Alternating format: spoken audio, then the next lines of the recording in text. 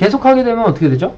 예전에는 규율일 때는 금지, 명령, 법률이 있었으니까 내가 말을 잘 들면, 내가 해야 될 일을 하면 나는 괜찮은 사람이었어요. 그러니까 어떤 사회적 규율을 따르지 않으면 이 사람은 나고자가 된다든가 그런 부분으로 되겠지만, 지금은 장려와 모티베이션이니까 이걸 하지 않으면 어떻게 되죠? 내가 뭔가 더 해야 될 것 같은 생각이 드는 거죠. 그 이유는 뭐냐면 명확한 목표점이 없는 성과 위주의 조직을 만들고 있다는 거죠. 세상이 너무 빨리 바뀌니까 이런 조직이 무엇을 위한 조직인지를 만들지 않고 있어요. 그리고 적절한 위치에 적절한 능력 표준화가 아직 없어요. 그러니까 계속해야 된다는 거죠. 또 소수의 과노동이 다수의 다양성보다 우선시되는 거죠.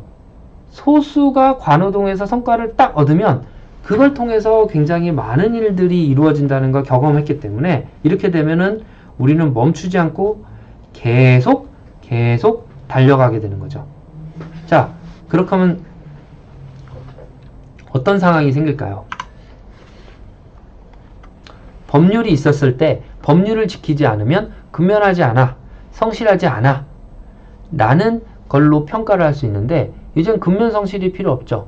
더하지 않아, 계속하지 않아. 언제까지? 그 사람이 소진에 빠지거나 그 사람이 직업에 대한 흥미를 잃을 때까지 계속하게 되는 거죠. 무한도전 얘기를 좀 해보고 싶어요. 드라마나 영화는 시즌이 끝나요. 끝났을 때 박수를 칩니다.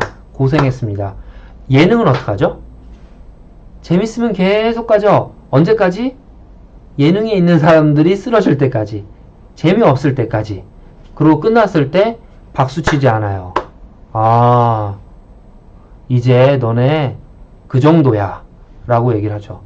그러니까 결국에는 우울감과 소진이 나올 때까지 일을 하게 되는 성과 주체의 손가락으로 가르치면 안 되는 거죠. 요걸로 가르쳐야 되네요.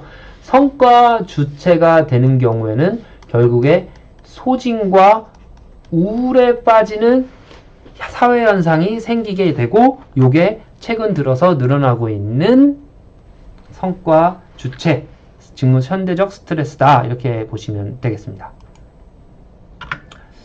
자, 성과 주체가 되면 또 헷갈리는 게 하나 있어요. 자바 아이덴티티라는 건데요. 제가 여러분한테 이 수업을 듣고 있는 분들한테 한번 대답을 하게 시켜볼게요. 자, 여러분이 누군가 다른 사람한테 자기를 소개한다고 생각해 봅시다. 당신은 누구시죠? 그럼 어떤 말을 하죠? 네, 이름 얘기하죠. 또? 네, 직업을 얘기하죠. 대부분의 사람들이 이제 성인이 돼서 누굽니까? 그러면 자기 직업을 얘기합니다. 그래서 직업과 자기가 동일시 되는 부분이 있는데, 이제는 일과 삶의 경계가 무너지고 이걸 통해서 성과 주체로 가는 세상에서는 잡 아이덴티티가, 나의 아이덴티티가 거의 동일시가 돼요. 그래서 내가 한 일의 일이 평가를 받는 게 꼭 내가 평가를 받는 것처럼 된다는 거죠. 극단적인 예가 연예인이겠죠. 연예인이 연기를 했어요. 그래서 돈을 벌면 돼요. 연기를 못했어요. 그럼 돈을 좀 벌고 나중에 돈을 또 벌면 돼요. 근데 어떻게 되죠? 연기를 못했으면 비난이 오고, 그 비난한 주체가 결국에 나를 비난하게 되고, 그러면 내가 이렇게 되겠죠. 근데 비난을 누가 하죠? 그 평가를? 네, 예전에는 자기와 친한 사람, 자기와 선배, 자기의 동료, 그리고 자기의 스승들이 평가를 했다면, 지금은 불특정 다수가 평가를 하게 되죠. 불특정 다수는 객관적인 평가보다는 자기 나름대로의 평가를 하게 되는데, 이러한 다양한 평가들이 나를 흔들게 되면 나는 내 아이덴티티와 잡 아이덴티티와 다른 사람의 평가 아이덴티티가 막 섞여서 나를 잃어버리게 되죠. 나를 잡으려면 어떻게 될까요? 그 사람들이 평가한 모든 평가를 내 마음으로 받아들고 붙잡아야 되겠죠.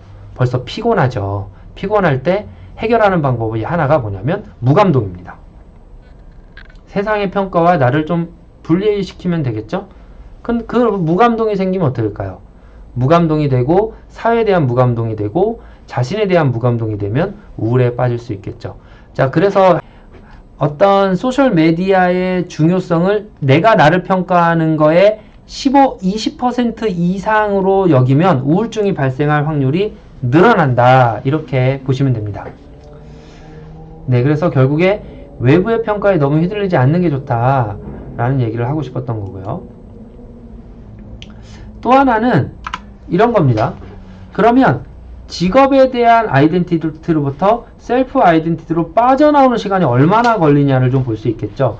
예를 들어서 아까 왕관을 쓰고 있었어요. 근데 제가 집에 오면 왕이 아니죠. 그럼 왕으로 연기를 하다가 나로 돌아가는데 걸리는 시간이 오래 걸리면 어떻게 될까요? 감정을 굉장히 많이 쓰겠죠. 실제 배우들은 그런다고 합니다. 배우들은 자기가 맡은 역할이 왕이면 그 배역을 위해서 밥 먹을 때도 왕처럼 먹어야 된대요. 그렇지 않으면 연기를 하다가 아주 작은 손동작이 왕의 연기가 안 될 수 있잖아요. 그러니까 그 배역에 내가 충실하게 되는 거죠. 그러다가 세상으로 돌아올 때도 왕의 것을 벗어나지 못하고 자기로 돌아오지 못하는 시간이 길어지면 굉장히 많은 감정을 쓰겠죠. 이게 비록 예술인들만의 문제일까요? 우리도, 저도 이제 교수로서의 역할, 의사로서의 역할, 연구자로서의 역할, 그리고 어떤 질병을 판정하는 판정자로서의 역할이 다 있죠. 그 역할에 맞는 배역을 제가 수행하고 집으로 돌아가고 이러고 있습니다. 여러분 중에서도 어떤 그 의료인들은 죽음 앞에서 경건하는 그 배역을, 꼭 배역은 아니지만 그 역할을 수행하다가 자신으로 돌아오는 거죠. 그럼 그 역할에서 수행하다가 자신으로 돌아오는 시간이 너무 오래 걸리면 어떻게 될까요? 1시간 이내를 기준으로 해서 즉각적으로 빠져나오는 사람과 하루가 있어야 빠져나오는 사람을 비교해 봤어요. 즉각적으로 빠져오는 사람 이미 자기의 잡 아이덴티티와 내가 이미 분열이 된 거고요. 하루 이상 걸리는 사람은 우울증이 생길 확률이 6배 증가합니다. 그래서 될 수 있는 한 하루 이내에 자기의 감정에서 빠져나오는 게 중요하겠죠. 아까 대리기사의 폭언 이후에 집중력, 감정이 회복하는 시간과도 거의 일치하죠. 네, 그래서 우리는 셀프와 잡 간의, 직장 간의 아이덴티티를 분리시키는 거에 대한 스트레스에서도 적응해야 된다, 이겨내야 된다 라는 것이 있겠습니다.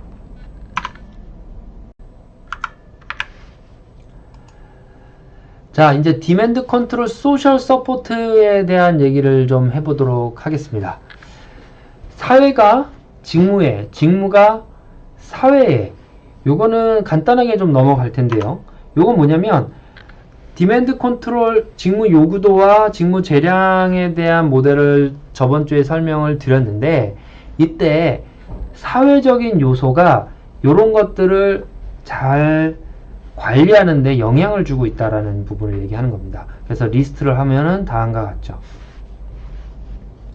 그래서 이런 각각의 것들이 사실은 굉장히 중요해지고, 이것이 또 사회와 직무 사이에 계속 연관이 되니까 어려운 부분이 있어서 새로운 직무 스트레스로 등장하고 있다, 이렇게 보면 되겠습니다. 자, 여기서 보면 스트레스, 헬스 앤 프로덕티비티라는 개념인데요. 직업 건강이라는 개념을 한번 상기해 보고 싶어요. 직업 건강이라는 건 뭐냐면, 직업 건강이라는 것을 ILO가 1950년도에 제정했는데, 이때 직업 건강이란 건강 악화 예방, 위험 요인 관리, 직무 사람 적응을 통해서 근로자의 육체적, 정신적 및 사회적으로 안녕한 상태를 최고 수준으로 유지하는, 증진시키는 겁니다 라고 했으니까, 여기서 보면 육체적, 정신적 및 사회적으로 최고 수준이다. 그러니까 굉장히 기능적 의미를 갖고 있다 라고 보시면 됩니다. 자, 그래서 보면 디지즈라는 질병의 입장에서 벗어나서 건강 개념을 가지고 스트레스를 바라볼 필요가 있다 라고 하는 얘기를 드리게 됩니다. 자, 그렇다면 여기서 이제 좀 정리를 해볼까요? 우리의 직무 스트레스는 예전에는 그래서 오래 일하니까 내시경혈관 질환이 생겼어. 오래 일하니까 피로해. 였다가 이제는 다양한 사회적 개념을 통해서 우리의 직장이라는 거의 목표가 내가 사회에서 잘 살기 위한 것이 직업의 목표였죠. 그러면 직무 스트레스라는 건 뭐다? 여튼 직업을 통해서 일을 할 때 나의 가족과 나의 사회에서의 롤이 무너지는데 영향을 주는 여러 원인도 직무 스트레스라고 볼 수 있다라는 겁니다. 이거는 요번 챕터에서 말하고 싶은 직무 스트레스의 새로운 유형 중에 직무 스트레스가 결국에는 직장에서가 뿐만 아니라 사회적까지 연결돼서 뻗쳐나가는 큰 영역을 갖고 있다. 그만큼 중요하니까 다음 시간부터도 잘 들어주십사 라는 얘기입니다. 자, 오늘은 여기까지입니다. 질문 있으신 분은 여기 이메일로 보내주시고요. 그리고 수고하셨습니다.